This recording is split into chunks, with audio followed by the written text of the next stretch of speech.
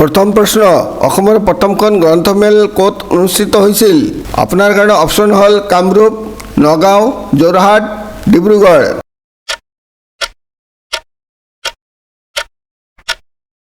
শুদ্ধ উত্তৰটো হ'ল নগাঁও। পৰৱৰ্তী প্ৰশ্ন, কোনখন জিলাত গৰমপানী বন্যপ্ৰাণী অভয়াৰণ্য অৱস্থিত? আপোনাৰ কাৰণে অপশ্যন হ'ল গোলাঘাট, শিৱসাগৰ, কাৰ্বি আংলং, ডিব্ৰুগড়।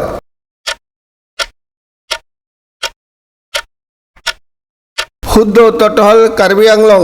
পৰৱৰ্তী প্ৰশ্ন, আধা লিখা দস্তাবেজ কাৰ আত্মজীৱনী? আপোনাৰ কাৰণে অপশ্যন হ'ল হেমেন বৰগোহাঁই, বীৰেন্দ্ৰনাথ শইকীয়া, মামণি ৰায়চম গোস্বামী, কমলাকান্ত ভট্টাচাৰ্য।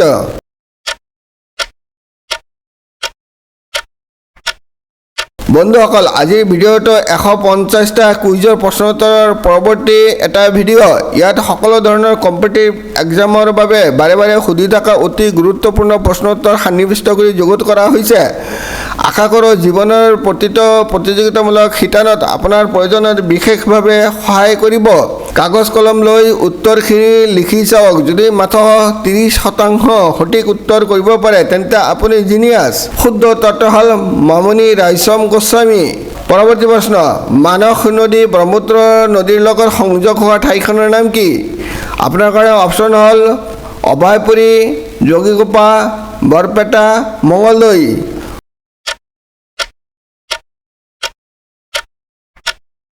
শুদ্ধ উত্তৰটো হ'ল যোগীঘোপা। পৰৱৰ্তী প্ৰশ্ন, চিঙায়ে লোহিতে আৰু দিবায়ে যোগ দি তলৰ কোনখন নদী তৈয়াৰ কৰে? আপোনাৰ কাৰণে অপশ্যন হ'ল জীয়া ভৰালী নদী, দিখৌ নদী, সোৱণশিৰি নদী, ব্ৰহ্মপুত্ৰ নদী।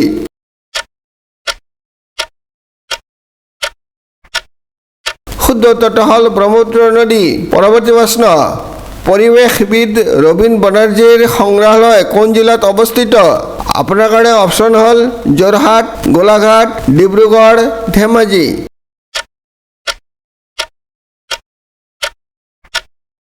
শুদ্ধ উত্তৰটো হ'ল গোলাঘাট। পৰৱৰ্তী প্ৰশ্ন, ভাৰতৰ প্ৰথম ভাৰতীয় জিলা দণ্ডাধীশ কোন আছিল? আপোনাৰ অপশ্যন হ'ল আনন্দৰাম বৰুৱা, কমলাকান্ত ভট্টাচাৰ্য, ভৱানন্দ ডেকা, চন্দ্ৰকুমাৰ আগৰৱালা।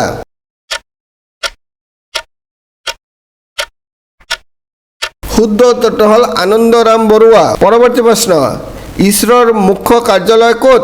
আপোনাৰ কাৰণে অপশ্যন হ'ল দিল্লী, চেন্নাই, মুম্বাই, বেংগালুৰু।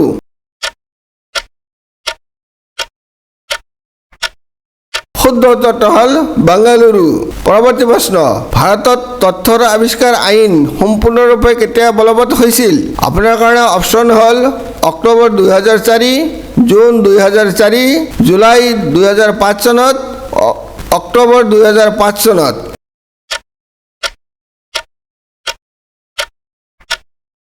শুদ্ধ উত্তৰটো হ'ল অক্টোবৰ 2005 চনত। পৰৱৰ্তী প্ৰশ্ন, উত্তৰ পূৰ্বাঞ্চলৰ কোনখন ৰাজ্যক লেণ্ড অফ ৰাইজিং ছান বুলি কোৱা হয়? আপোনাৰ কাৰণে অপশ্যন হ'ল অসম, মণিপুৰ, অৰুণাচল প্ৰদেশ, ত্ৰিপুৰা।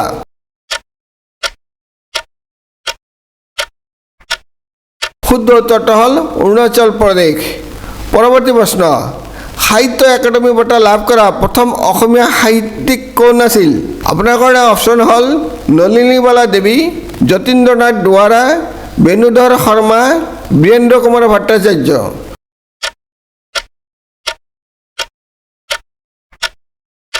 শুদ্ধ উত্তৰটো হ'ল যতীন্দ্ৰনাথ দুৱৰা।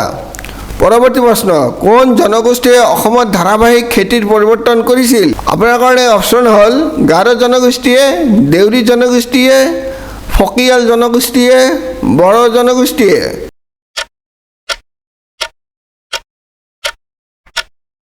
শুদ্ধ উত্তৰটো হ'ল বড়ো জনগোষ্ঠীয়ে। পৰৱৰ্তী প্ৰশ্ন, প্ৰথম অসমীয়া শিশু মেগাজিন কোনটো আছিল? আপোনাৰ কাৰণে অপশ্যন হ'ল বাহী, সুৰভি, ল'ৰা বন্ধু, ঘৰ জেউতি।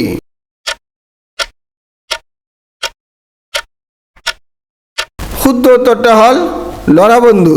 পৰৱৰ্তী প্ৰশ্ন, কোন ঠাইত ফেলকন ফেষ্টিভেল পালন কৰা হয়? আপোনাৰ কাৰণে অপশ্যন হ'ল ডিগবৈ, উমৰাংচু, মাজুলী, ধুবুৰী।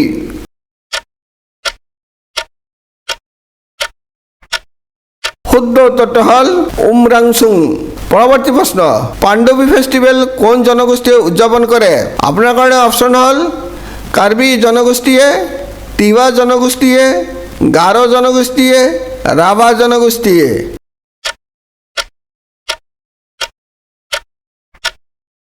শুদ্ধ উত্তৰটো হ'ল ৰাভা জনগোষ্ঠীয়ে। পৰৱৰ্তী প্ৰশ্ন, ডিব্ৰু চৈখোৱা ৰাষ্ট্ৰীয় উদ্যান অসমৰ কোন জিলাত অৱস্থিত? আপোনাৰ কাৰণে অপশ্যন হ'ল শোণিতপুৰ আৰু নগাঁও জিলাত, ডিব্ৰুগড় আৰু শোণিতপুৰ জিলাত, যোৰহাট আৰু গোলাঘাট জিলাত, ডিব্ৰুগড় আৰু তিনিচুকীয়া জিলাত।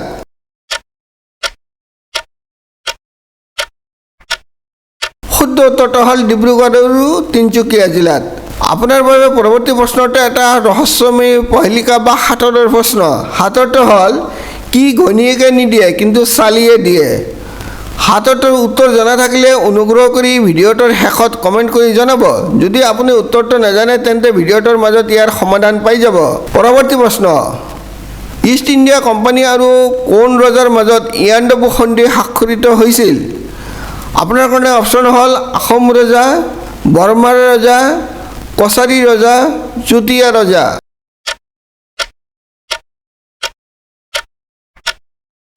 শুদ্ধ উত্তৰটো হ'ল বৰ্মাৰ ৰজা। পৰৱৰ্তী প্ৰশ্ন, কাজিৰঙা ৰাষ্ট্ৰীয় উদ্যানৰ আয়তন প্ৰায় কিমান বৰ্গ কিলোমিটাৰ? আপোনাৰ কাৰণে অপশ্যন হ'ল 400, 430, 500, 530।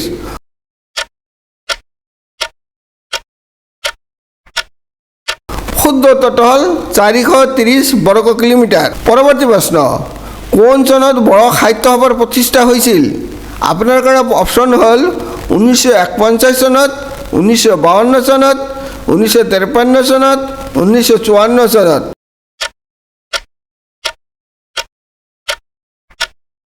শুদ্ধ উত্তৰটো হ'ল 1952 চনত। পৰৱৰ্তী প্ৰশ্ন, জীৱনী স্মৃতিৰ তীৰ্থ কাৰ জীৱনৰ ওপৰত লিখা হৈছে? আপোনাৰ কাৰণে অপশ্যন হ'ল অমূল্য বৰুৱা, চন্দ্ৰধৰ বৰুৱা, চন্দ্ৰ কুমাৰ আগৰৱালা, নবীন চন্দ্ৰ বৰদলৈ।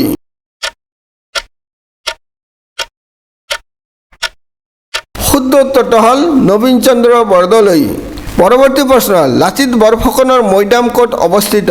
আপোনাৰ কাৰণে অপশ্যন হ'ল শিৱসাগৰত, যোৰহাটত, ডিব্ৰুগড়ত, গুৱাহাটীত।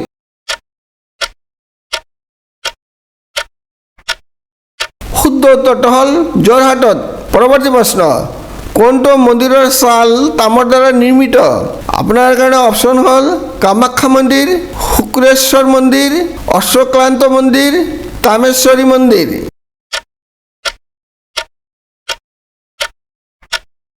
শুদ্ধ উত্তৰটো হ'ল তামেশ্বৰী মন্দিৰ। পৰৱৰ্তী প্ৰশ্ন, কোন বছৰত দীপৰ বিলক চৰাই অভয়াৰণ্য হিচাপে ঘোষণা কৰা হয়? আপোনাৰ কাৰণে অপশ্যন হ'ল 1986 চনত, 1989 চনত, 1992 চনত, 1997 চনত।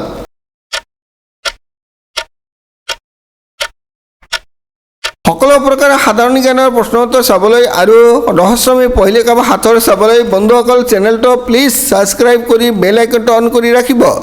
চেনেলটো অনুগ্ৰহ কৰি লাইক আৰু শ্বেয়াৰ কৰিব। শুদ্ধ উত্তৰটো হ'ল 1989 চনত। পৰৱৰ্তী প্ৰশ্ন, কোনে অসমত তেলৰ ভাণ্ডাৰ থকা বুলি আৱিষ্কাৰ কৰে? আপোনাৰ কাৰণে অপশ্যন হ'ল lieutenant R Wilcox, major R Wilcox, Robert Bruce, lieutenant Bruce.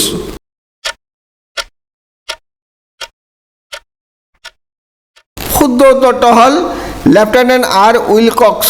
পৰৱৰ্তী প্ৰশ্ন, বৰগীত লিখিবলৈ শংকৰদেৱে কোনটো ভাষা ব্যৱহাৰ কৰে? আপোনাৰ কাৰণে অপশ্যন হ'ল অসমীয়া, সংস্কৃত, বাংলা, ব্ৰজাৱলী।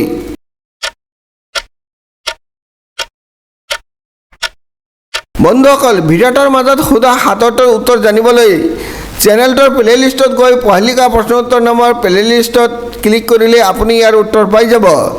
শুদ্ধ উত্তৰটো হ'ল ব্ৰজাৱলী। শেষ প্ৰশ্ন, অসমৰ মুঠ ৰাষ্ট্ৰীয় উদ্যানৰ সংখ্যা কিমান? আপোনাৰ অপশ্যন হ'ল 3খন, 4খন, 5খন, 7খন।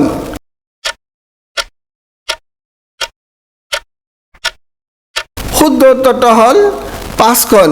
ভিডিঅ'টো লাইক আৰু শ্বেয়াৰ কৰিবলৈ নাপাহৰিব। ভিডিঅ'টো চোৱাৰ বাবে অশেষ ধন্যবাদ।